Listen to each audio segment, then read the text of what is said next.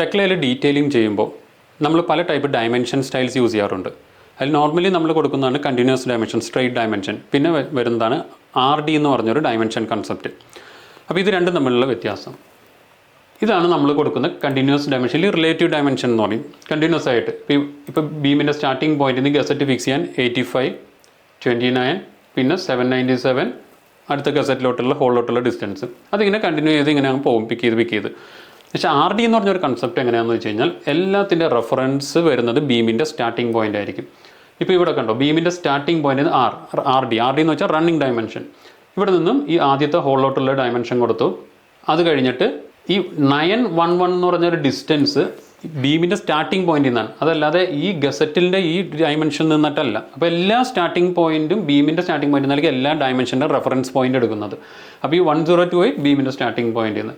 അപ്പോൾ ഏതെങ്കിലും ഒരു ഡയമെൻഷൻ മിസ്മാച്ച് വന്നാൽ പോലും ബാക്കിയുള്ളതെല്ലാം പെർഫെക്റ്റ് ആയിരിക്കും, നമുക്ക് ഒരു ചേഞ്ചസും വരത്തില്ല.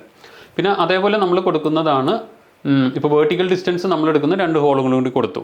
പക്ഷേ RD സ്റ്റൈലിൽ വരുമ്പോൾ നമുക്കിവിടെ വരുന്ന വേർട്ടിക്കൽ ഒരു ഹോള് നമ്മൾ ലൊക്കേറ്റ് ചെയ്യും, ഹൊറിസോണ്ടലും വേർട്ടിക്കലും.